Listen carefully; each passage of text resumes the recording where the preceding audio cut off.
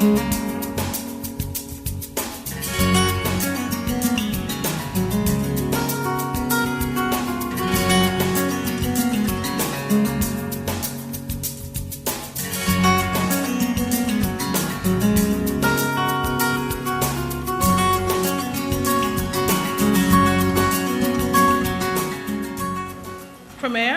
and Minister of Finance, the Honorable Dr. D. Orlando Smith, OBE. Minister for Health and Social Development, Honorable Ronnie W. Skelton. Minister for Education and Culture, Honorable Myron Walwyn. Director of Public Prosecutions, Mr. Wayne Rajbansi. Commissioner of Police, Mr. David Morris. Senior Magistrate, Ms. Tamia Richards. Permanent Secretary for the Ministry of Education and Culture, Dr. Marcia Potter. Other senior public officials, specially invited guests, members of the media, ladies and gentlemen, good afternoon. I am Petrona Davies, Permanent Secretary for the Ministry of Health and Social Development, and I am extremely delighted to welcome you here this afternoon to witness the signing of two seminal documents. Today, as we commemorate Domestic Violence Awareness Month, we will ink two comprehensive and far-reaching protocols for the handling of domestic violence and child abuse cases in the Virgin Islands.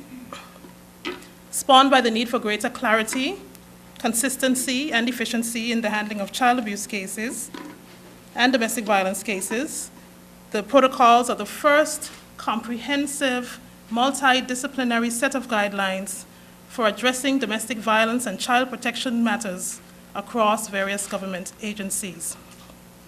Let me just say from the outset that reducing violence in the territory requires a whole-of-society approach. 95% of adult victims of domestic violence are women. Over 50% of men who use violence against their partners abuse their children as well. Victim blaming is pervasive, but violence and abuse are not women's issues. They are men's issues, children's issues, family issues, gender issues. In other words, they are societal issues that all of us must work together to eradicate. The government, for its part, remains committed to doing what it takes to end family and gender-based violence in the Virgin Islands. The Domestic Violence Act was revised in 2011 and brought into force in October of 2012. Under the Act, the definition of domestic violence includes any controlling or abusive behavior that harms or may harm the health, safety, or well-being of a person. This includes children, siblings, or other household members. These behaviors include physical, sexual, emotional, psychological, verbal, and economic abuse, as well as intimidation, harassment, stalking, damage to or destruction of property, or entry into a person's residence without consent. For the purposes of the protocol, however, the focus is restricted to acts of violence, whether physical or verbal abuse, on a sexual or intimate partner, whether the parties live in the same household or have a visiting relationship. Acts of violence against children, on the other hand, including those committed in the household, are addressed in the Child Protection Protocol. The Domestic Violence Protocol emanated from a consultative process led by the Office of Gender Affairs, and let me welcome the head of the Office of Gender Affairs, Ms. Laurelie Connor, who is very ill but felt it important to be here today. We're very happy to have you here, Ms. Connor.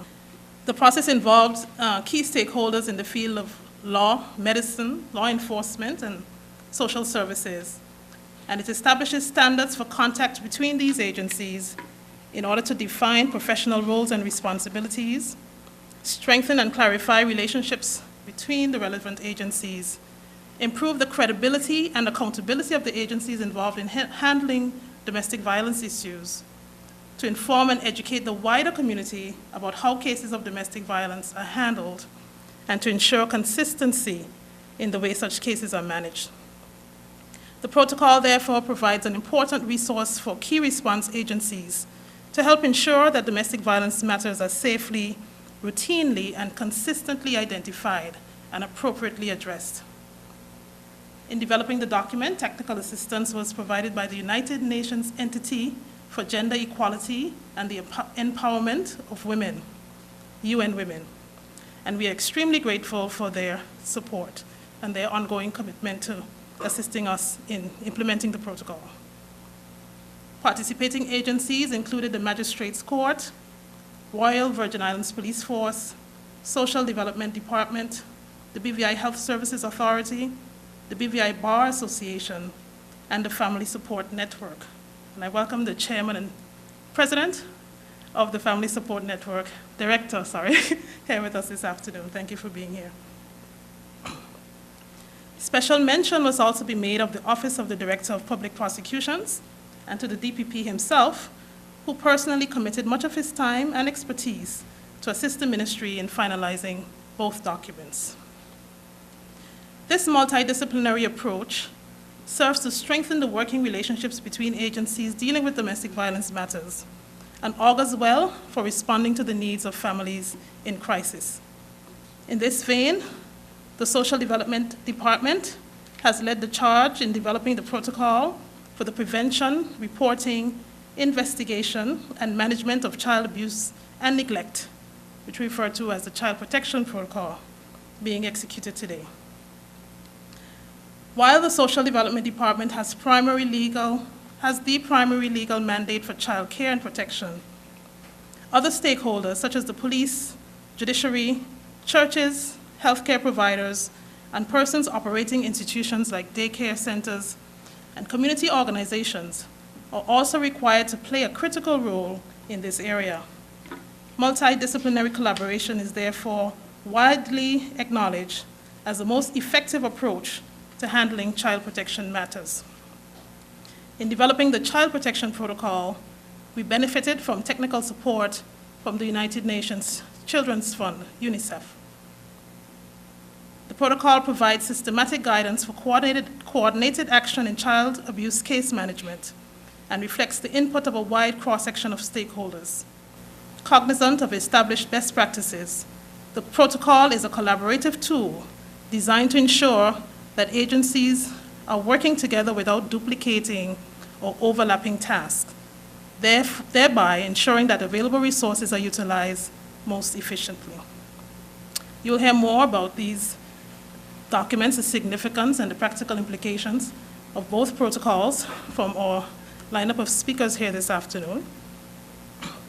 But before we hear from them, we'll proceed directly to the signing of the documents.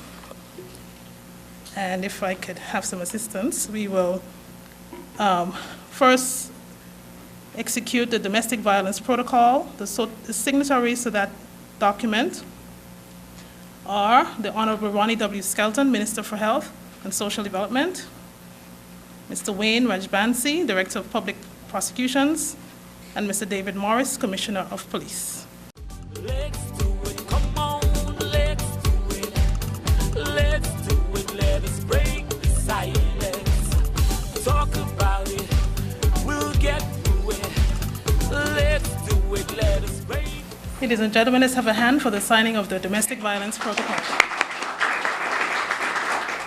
We'll proceed directly to the signing of the Child Protection Protocol.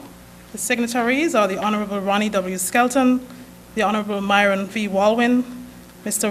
Wayne Rajbansi, Mr. David Morris. Let's do it, come on, let's do it. Let's do it, let us break the silence. Talk about it, we'll get through it. Let's do it, let us break the silence. Hey, then we gon' let them know we're not gonna tolerate this abuse no more. Break the silence and child abuse when joining with me as I call a truce.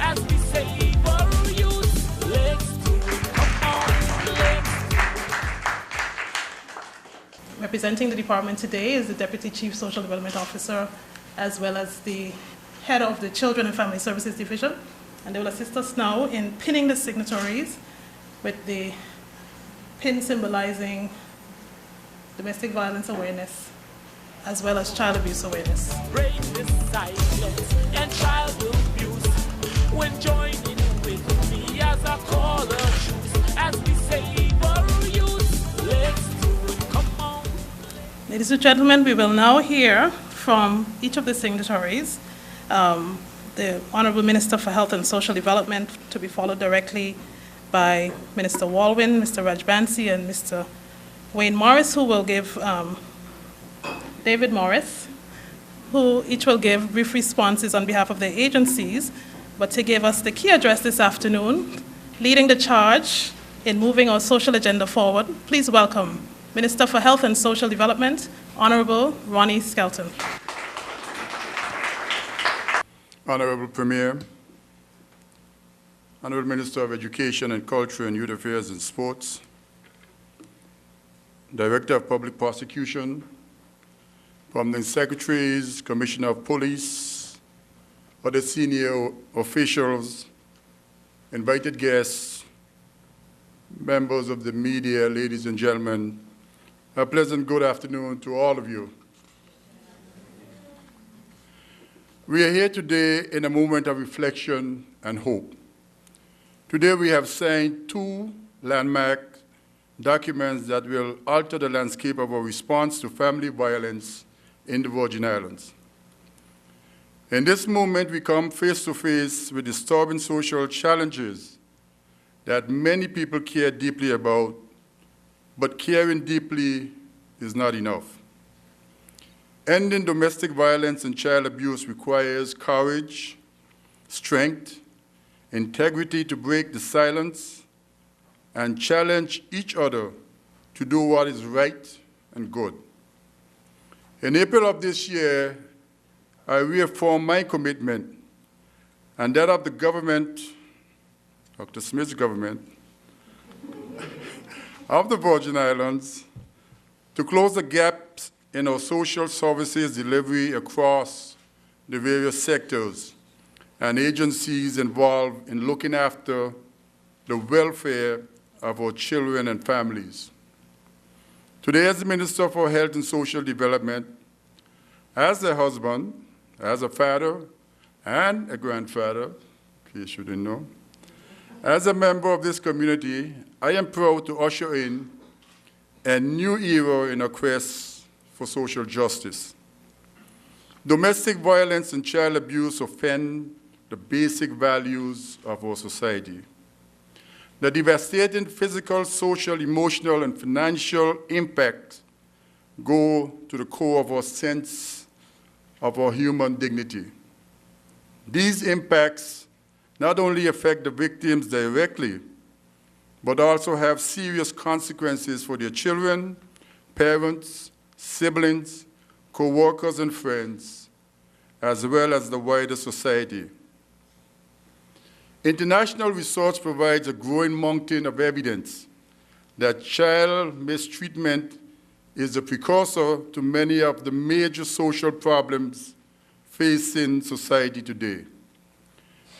A review of the literature indicates that 95% of child abusers were themselves abused as children. 80% of substance abusers were abused as children.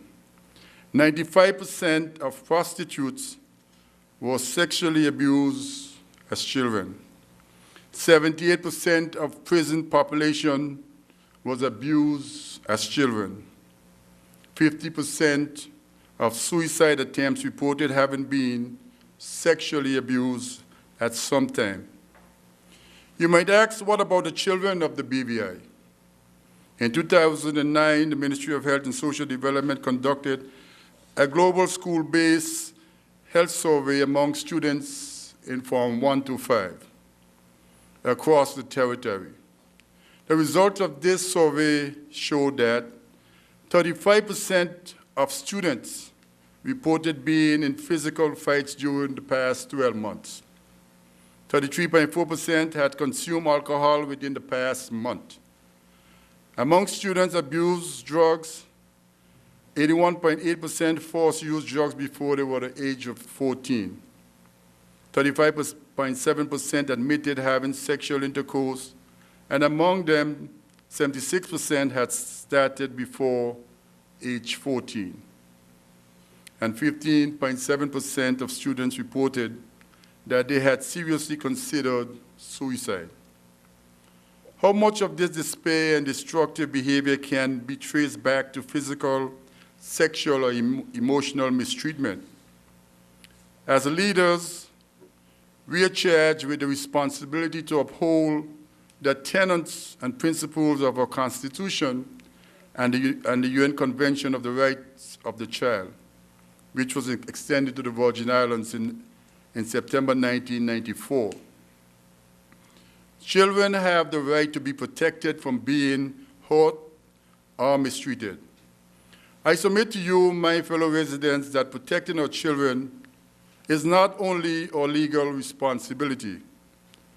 As a God-fearing society, it is also our moral responsibility. At this juncture, I wish to commend the Social Development Department for remaining on the front line and at the forefront of child protection and promoting children's rights over the many years. We are grateful for their tireless efforts and collaboration with stakeholders across the public, private, and voluntary sectors to develop the Child Protection Protocol. Today also marks the opening of Domestic Violence Awareness Month, and I wish to express my gratitude to the hard work of the Office of Gender Affairs to continuously focus attention on issues relating to gender-based violence. They, along with the Family Support Network and other partners, have championed the creation of a domestic violence protocol and the recently enacted Domestic Violence Act. I also wish to place on record our gratitude to UNICEF and the UN Women for their technical support in developing the documents and their commitment to supporting ongoing training for implementing partners. Ladies and gentlemen, my fellow residents, government agencies cannot do it alone. We therefore need the collective strength, wisdom of each other to identify abusive situations and the courage to reach out as responsible citizens and say, the hurting must stop. Despite the seriousness of domestic violence, not enough victims report this crime to the police, and men are less likely than women to report. This is often a result of the shame or embarrassment they feel, as well as their desire to keep their families intact. The signing of these protocols today signals the commitment of each of the agencies to manage cases professionally and with the utmost sensitivity. I want to assure everyone listening that help is available to both the victims and the perpetrators. The Partnership for Peace program initiated by the Office of Gender Affairs has been a great success in helping men lead violence-free lives. The Family Support Network and other professional agencies continue to provide counseling and support to victims of family violence. You do not have to suffer in silence anymore. Yes, the government has taken measures to create laws, policies, and services for persons who seek help. But to create a future without violence, everyone must play a more active role in promoting and respecting human rights. We must do our part to contribute to the prevention of abuse in all its forms. It is our legal, ethical, and moral responsibility to report suspected incidences of abuse, and if we find ourselves perpetrating abusive acts, or threats against the people in our lives, we owe it to our families, our communities, and ourselves to seek and obtain help. Preventing violence and abuse must become everyone's business. This is my hope, and I am sure our collective hope, that someday soon we can have a safer Virgin Islands where our children can grow in a trusted and respected environment, and all families can thrive. I take this opportunity to thank the Minister for Education and Youth Affairs and Sports, the Director of Public Prosecutions, the Commissioner of Police and their staff for their assistance and cooperation. I take this opportunity to thank my PS and the staff of the ministry and its departments for their commitment, assistance, and cooperation in trying to fulfill our social contract with the people of the Virgin Islands. I thank you for listening, and may Jehovah continue to bless and uphold the children and families of the Virgin Islands. Thank you.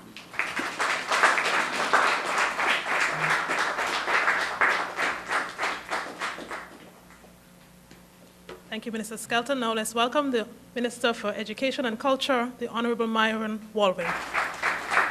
The appropriate acknowledgements have been made this afternoon, and I hope it is sufficient and acceptable for me to say a pleasant good afternoon to all. Excellent. But in all this, I must, of course, recognize the Premier, the lead minister on this initiative, Honorable Ronnie W. Skelton, and his team at the Social Development Department, and the government officials here signing the protocol, who signed the protocol this afternoon. Long ago, and sadly even today, many in our communities view domestic violence as a private issue. I believe the research and even our own experiences have informed us that domestic violence is, in fact, a very public issue. It affects the performance of employees on the job, the productivity of an organization, and it threatens the cornerstone of our community, healthy families, providing a secure unit for the development of our children. It is a pleasure to be here with my colleague minister, Honorable Ronnie W. Skelton, the Director of Public Prosecutions, and the Commissioner of Police. And we have participated, as you've seen, in the signing of this child protection protocol. Gandhi reminds us that the true measure of any society can be found in how it treats its most vulnerable members. By signing this protocol today, we are saying to our children that they are valuable members of our community. We are saying to them that we will ensure that they are protected so that they can grow up to be healthy, well-adjusted, positive, contributing members of our society. By signing this protocol today, we are also saying to predators that decide to show their weakness by acting on our young, that the Virgin Islands will not stand for the innocence of our children to be taken away. Whether a child is physically, sexually, or emotionally abused, it is a vicious act that strips that child of the opportunity to develop in a natural and healthy way. The trauma of any form of abuse lives with our children for the rest of their lives. Many abused children grow into young persons that we say are acting out in school. They develop negative behaviors and unfortunately are at risk of becoming abusers themselves. Protecting children from abuse is our entire community's responsibility, but licensed children's services in schools play an important role in the prevention of child abuse, as they are uniquely placed through their access to information about family functioning and the needs and circumstances of children. The role of education in any country is important as it goes beyond the teaching in classrooms. In those classrooms, our educators play a significant role in the development of ethics and morals in the children that will make up our society. Our educators and school administrators, by virtue of their interaction with our youth, are care and protection agents in our territory. I'm happy this afternoon to see that we are at the place where we have signed this protocol with several agencies coming together to address this issue of child abuse. We have seen an increase in child abuse cases, or an increase in detection of such, and several cases have been reported through our schools thanks to the hard and prompt work of our educators, counselors, and the Social Development Department and other agencies. The protocols that we have signed today put very clear procedures in place on the way a case must be reported, the method of supporting an abused child to reduce trauma, indicators of abuse, and risk factors. I believe that this protocol would ensure a unified and consistent approach to protect children and young people. Honorable Skelton, I pledge my support, the support of my ministry, and I can assure you that we will do what we must to realize the procedures outlined in the Child Protection Protocol. The Department of Education, while not an investigative or intervention agency, will provide its complete support in recognizing and referring children who are in need of protection or special intervention. I also want to acknowledge that, as the Minister said, October is Domestic Violence Awareness Month. And I want to especially acknowledge the support that our community receives from private agencies to combat ills in our society.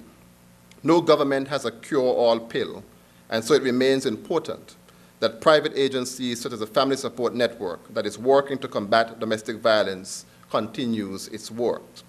What government can do is exactly what we're doing here today, providing protocols to help identify victims of abuse, help them to learn to manage the trauma of abuse, bring predators to justice, and help our society to collectively heal from abuse. The lead minister on this initiative, as I said before, Honorable Ronnie W. Skelton, has my unequivocal support on this initiative as the minister responsible for education and youth affairs in the territory. You have my word that my ministry will do its part to ensure that the provisions under the protocol for which we are responsible will be executed and executed well. Thank you very much. Ladies and gentlemen, good afternoon. Honorable Premier, members of government, permit me to adopt the protocol that has been established. Today, the territory has taken a Herculean step in the protection of victims of both domestic violence and child abuse. The signing of two protocols demonstrates the height of culture and civilization, both robust and refined. Everything that we do to advance protection of the vulnerable group will be held up against this benchmark. For far too long, victims were taken from the certainty of turmoil and dropped into turmoil of uncertainty. Their dilemma had no voice. We break the mold today as advocates for this cause, and with a singular, melodious voice, we state boldly, without vain recrimination or excuse, stop the violence now. These protocols create a roadmap for capacity building amongst stakeholders. It is a systematic guideline for coordinated action. A multidisciplinary approach to the prevention and treatment of these issues is widely recognized as the most effective way of responding. We must therefore not deter or quiver in the face of adversity. We send a message of conscience that the care and protection of children and victims of domestic violence are the responsibility of the entire territory and can only be achieved through the responsible, collective actions of professionals and members of the community.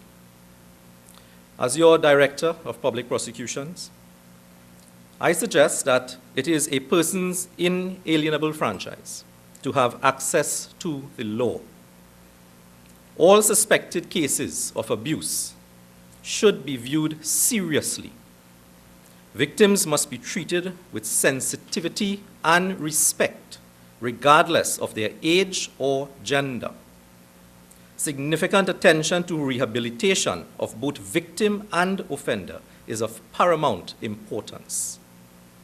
I am grateful to those who sought my counsel during the preparation of both protocols. I wholeheartedly pledge the support of my chambers to giving effect to these protocols, contributing thereby to making the British Virgin Islands a safer and more harmonious territory. Thank you very much. Premier, Ministers, guests, what can I say after the Ministers and the DPP have already spoken? In terms of the Royal Virgin Islands Police Force, it's been an honour and a privilege, really, to sign the protocols today. I know we've been working particularly on the domestic violence protocol for the last 2 years, 3 years. But certainly within the Royal Virgin Islands Police Force, since 2011, we've had a force policy in terms of supporting the legislation and the domestic violence policy in taking positive action where we get reports of domestic violence. To give you some figures, in 2011 we had 86 reported domestic violence offences. In 2012 we had 108. In 2013 we had 152. And in 2014 we've seen 120 to date, about 15 reports a month. That's just the tip of the iceberg. Okay. We expect to see domestic violence reports increase, particularly with the signing of these protocols. And what's more important is that the protocols actually start to work as a multi-agency approach to protect the victims, to respect the victims, to recognise the victims when they come forward, do so with trepidation and in fear of what is happening, particularly with domestic violence, because the people they're reporting on are people that they either married, live with, know, have relationships with. Child abuse, always an important subject for people to come and report that, because of course they're talking about children, probably their own children who've been subject of abuse. Part of the child abuse protocol, which I'm very pleased to see, is that we're establishing a register of perpetrators, and that will be held by the RVIPF. And employers will be encouraged to make sure that they check that register, particularly when they're employing people to work with children and young people in relation to that. In terms of child abuse, we've had about 55 reports over the last 3 years. Again, we expect to see an increase in those types of reports as well with the protocol. That doesn't mean to say that these things are increasing. What it means to say is people feel more confident and secure to come forward and report it, recognising that their reports will be taken seriously, not just by the police, but by the other agencies and the Director of Public Prosecutions in terms of prosecuting the offenders. In closing, I'd really like to thank the working group. I know they've been working on the protocols for the last 2 years, led by the Social Development Department. We've increased our family and juvenile unit in terms of resourcing, recognising the increased workload that we will have. And we're working very closely with the Director of Public Prosecutions in identifying those cases that we can move forward in terms of prosecution and what evidence is required.